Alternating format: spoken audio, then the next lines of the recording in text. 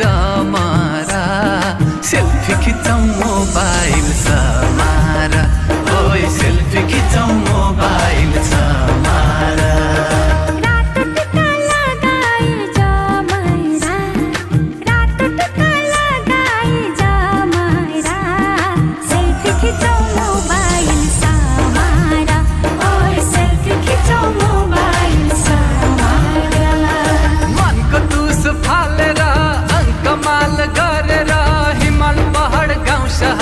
छर छिमेकी परिवार